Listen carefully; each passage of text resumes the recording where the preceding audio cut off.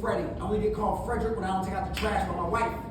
So, first of all, thank you all for being here. I'm very, very grateful. I never take any of these platforms lightly. It's an honor. I'm from Pennsylvania, and by God's grace and mercy, I travel the country and I speak on mental health and addiction for a living. I had met Laura over LinkedIn. We got really, really tight. We became family. I call her Laura now. She said I can't do that because it makes her old. But no, we became tight for we've been cool now for about 3 years. And when she got this job, she said, I need you to come to Colorado. I normally speak to high school and college, but she was like, I really think you could do this. You know, like young kids really need to hear this. And she's right, because a lot of my issues started when I was their age. One of the biggest things about mental health, substance abuse, and all these different issues is we think that the problems occur when they're adults. But the reality and the truth is the problems start young, or at least they did for me. Welcome, welcome, welcome. Yeah, they definitely trickling in now. Welcome, welcome, welcome. Thank y'all for being here. Bless y'all. So, I get asked all the time. People ask me this all the time. Freddie, how did you go from homelessness, drug and alcohol addicted, right? Like, how did you go from, you know, eating out of dumpsters and having such a cruddy and horrific life? How did you go from that to within 6 years, you have a motivational speaking company, you travel the country, uplifting student bodies, you're a graduate with high honors, you're a commencement speaker, you're a family man, you're a community volunteer, right? Like, you're a part of society being productive. How did you go from that to where you're at now, just in 6 years? And here's your answer: support.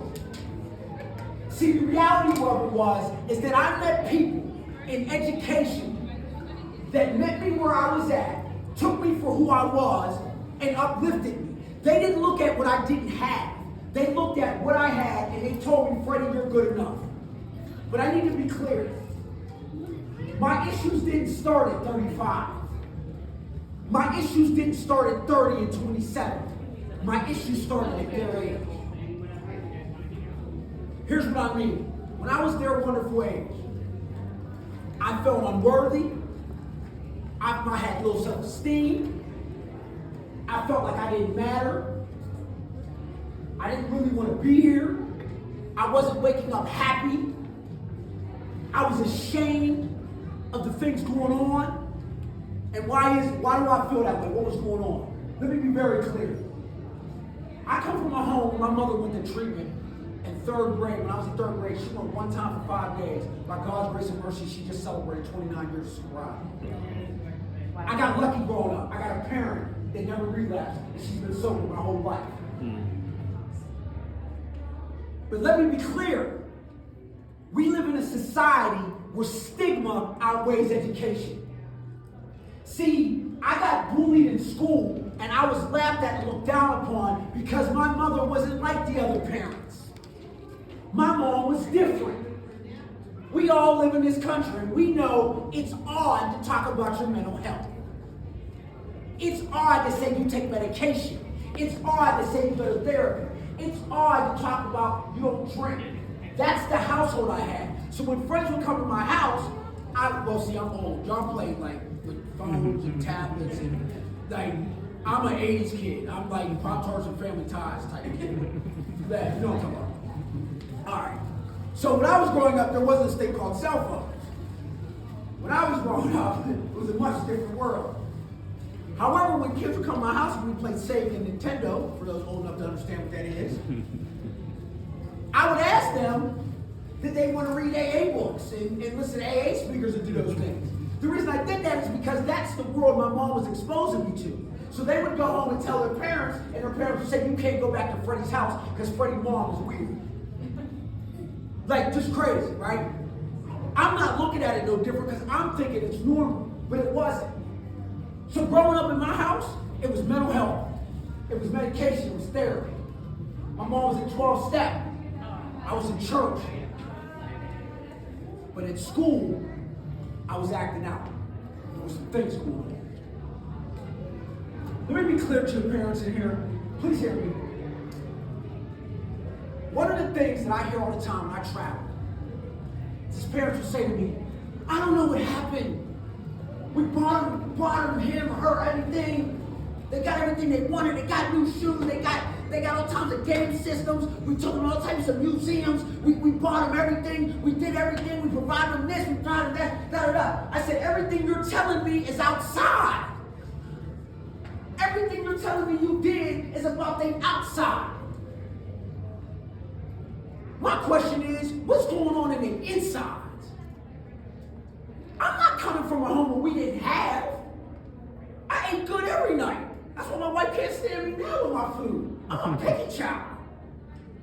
Food wasn't a problem. Water, gas, and lights wasn't a problem. Had Nikes, I had all that theatrical stuff. But the thing that we weren't addressing was how was I actually doing. So with my daughter now, I make a point. I don't want to know about, man, listen, the job, you get a new car, your resume. I'm not worried about that stuff. You are intelligent and you're going to accomplish. I don't want to know about that. These first 20 minutes of this conversation, I need to know how is Megan. I need to know how are you doing. Because it doesn't matter how great the theatrics of your resume are if you don't feel right. You know one thing people don't know? The highest rate of suicide is millionaires.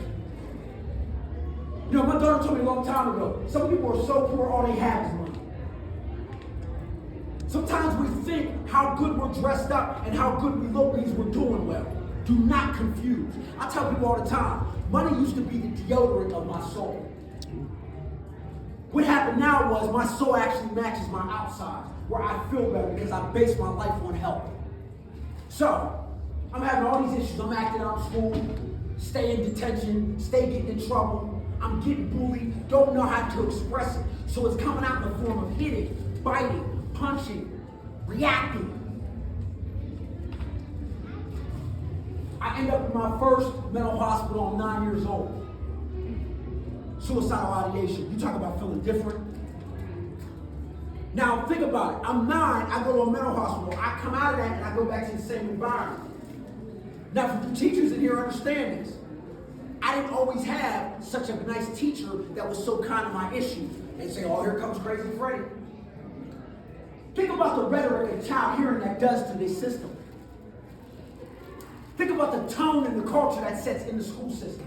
So parents, I tell you, when your kid is going through stuff, make sure that the environment that your kid is entering, they understand what that child needs. Because if they don't, they're setting a bad precedent with that kid.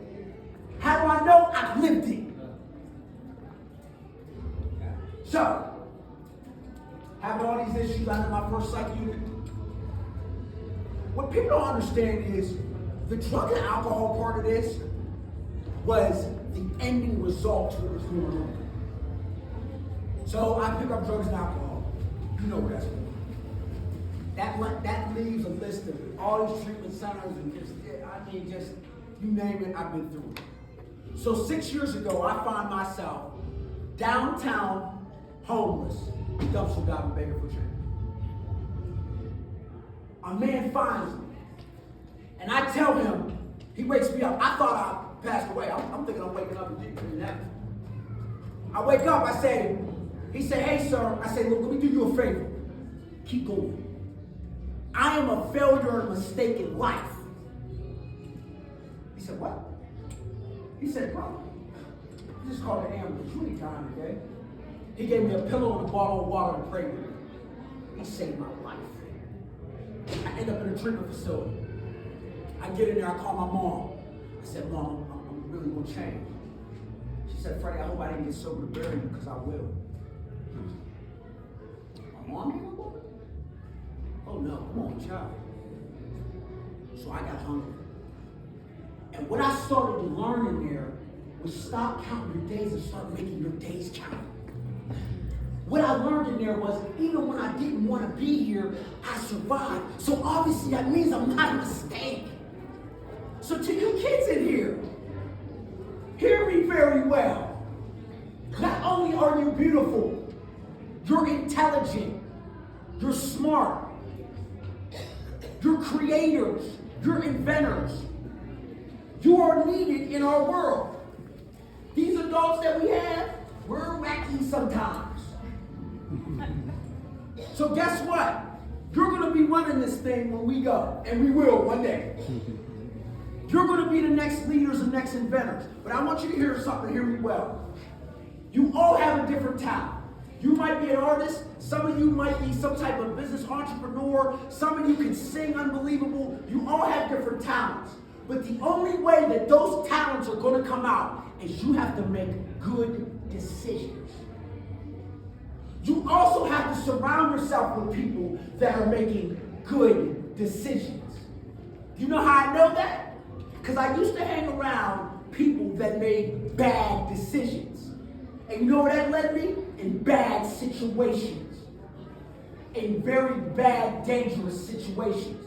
Now I hang with people that make good decisions and it leads me to a good life. I even have a dog now named Gemma. Never had a dog. I didn't grow up with a dog. Now I got it. If you have questions, ask them that right now. But when you're in class, there's no bad question. You should think about things. When you're asking questions, if you got an idea, when I talked to a lot of y'all yesterday, you had all these different ideas and all these different things that you wanted to do. That's what we need. Any idea you got, share it. Something you want to do, talk about it. If you have a certain dream that you want to do, go get it. Let it be known. You are highly intelligent and highly important. If there's things that you're going through and you got feelings and you want to talk to somebody, do it. Because they can't help you if they don't know what's going on. They are here to help you. It is their job to help you. They want to help you. When I was your age, I didn't necessarily understand that, and I wish I would have. Now, I get the blessing to tell you that. So,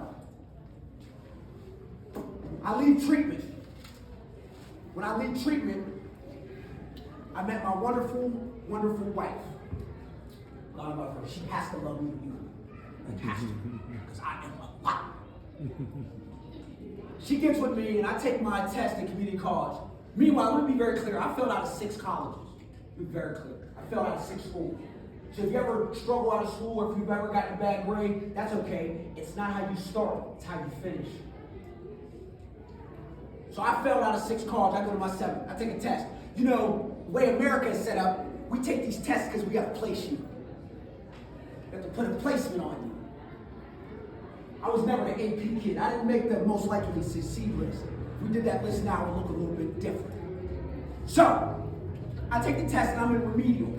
I think remedial is AP. I'm running around school screaming I'm in remedial class. I think remedial is AP. I'm like, yeah, I'm in remedial. I called my mom. She said, Freddie, you do realize that's the lowest class thing. So I go in there and the teacher gives me an assignment. And the teacher says, this assignment is called identity. And I'm not basing this based on grammar. I'm going to base this on content. So the teacher asked me to share my story. This is why it's important to tell who you are and what you're going through. It can be powerful and you might help somebody else. Or you might find another friend that's going through the same things you are. Don't ever be ashamed of what you go through, ever. So, I wrote and I told her about my mental health, and I told her about the things I went through, and I told her about being homeless, and I told her about how I felt. I told her, the things that I went through and how much shame I had. She said, Freddie, there is life in this paper. We're going to get you published. Long story short, the first assignment I wrote at my 7th school ended up being published on the front page of the Philadelphia Inquirer op-ed section. I get a call from a school in New Jersey, and they said, this is powerful. Can you come speak to our school? I said, no problem. They said, how much it cost? I said, you get paid for this? I never even knew you get paid to speak. True story, my first job I ever got, I spoke for free because I didn't even know how to do it. What did that lead to? That led to me graduating Delaware County Community College. When I graduated Delaware County Community College, I left with a full-blown motivational speaking company. I graduated with high honors, Phi Theta Kappa, 12 scholarships. I left with 3.71 GPA. By the time I left, I'll never forget it. I'm in the room with the provost and the president of somebody else's school. They said, Freddie, with the work that you have done at this school, In 50 years, when we talk about this school, we can't mention it without bringing your name up. That's the legacy you've left. Do you hear what I've told y'all? I came into that school after failing 6 different times. And with the right support, and with the right help, and by telling people what I needed, and by no longer feeling ashamed of the things I went through. See, I took the power out of the shame because now I control it. And you know what I've learned about shame? I only feel shame because I allow somebody else to dictate my feelings. I download what they think about me. I don't have to feel shame about nothing. So then I get a full ride to Westchester University. This is during COVID. So those of you that had to go to school at home, I understand. School at home is very hard to do. I did. So I had to do this thing called adjust. And as you get older, you'll learn in life, you're going to have to adjust. That's life. It's not going to be fun all the time. It's adjusting. But when you're adjusting, you're growing. Right? So you take a tree, right? And the tree grows and it grows and it goes through different weather and adjusts. That's just like life as an adult. So I end up leaving Westchester University. I graduate, summa cum laude. I was selected a commencement speaker. I dedicated a speech to my mother. She stood up in front of everybody. I then get the call to speak at Nassau, which is one of the biggest community college conferences in the country. I'm flying all over the country. I went to Memphis, I went to New Orleans, I went to all these places. I did a press conference with the governor, all these different things. But let me tell you the blessing out of everything I'm telling you. My mother recently got diagnosed with leukemia. And I go home, I drive home, I live in Philly, she lives in Pittsburgh. And I get home and we're sitting down having a conversation. And they're telling us maybe 2 to 5 years. It's me and her and I'm crying, I'm only child. And I said, Mom, like, I finally got right. And this. My mother says to me, she's crying, she said, Freddie. She's smiling, she's crying. She said, I'm all right. I said, what are you talking about? She said, I can go. I said, what? She said, listen, my job is done. I said, what are you talking about? She was like, I can finally go to my grave and sleep well because of me. Listen to what I'm telling you. I come from a single parent home, woman in recovery, woman of color with struggles. My mom told me she could go ahead and be her baby because of the man I become. So to you kids in here, hear me well. You've actually made me a better man this weekend. You know why? Because I normally, honestly, I talk to older people, but y'all reminded me of my why. Y'all are the answer. Y'all are the answer to a lot of the problems that we have. Y'all have gifts. Y'all have bright minds. Y'all have inventions. Y'all are beautiful souls, and y'all are what the world needs. If you make good decisions, if you listen to the people in your life that are taking care of you and care about you, and you share the things that's going on with you, and you hang around people making good decisions, I promise you, you're going to have a wonderful, wonderful life. Take this from somebody that's really been through it. I thank y'all for allowing me to come up here all the way from PA to share with you what I've been through. And my hope is tonight, when you're laying down, you're thinking about this loud, crazy black kid that was up here screaming. You ask yourself, adults, what is your legacy in this world? Because truly, I'll tell you what mine is. To make sure these kids don't have to go through the pain I've been through. To make sure that they understand clearly. Mine is drugs and alcohol. Mine is not living healthy. How about I just live right, make good decisions, and be around good people? My name is Freddie. Thank you for allowing me to share my story. So, I gotta tell you what's coming. If there's some questions, go ahead. I gotta catch a flight soon, but I can take a few questions. Please ask. And then Laura got all my information, and then y'all will take the video on it. So go ahead. You gotta tell me. Please stand up. Tell me your name, and then ask me to ask. Hello.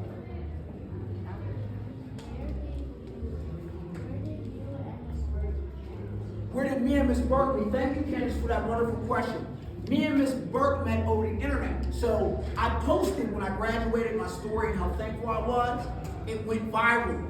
I did not expect that. I got like 100,000 views on LinkedIn. And I get this long message in my LinkedIn. You are so cool. My name is Laura. And I was like, whoa. I was like, okay, we got to meet on Zoom. Call me. So I called her and I knew instantly. I was like, this is my aunt.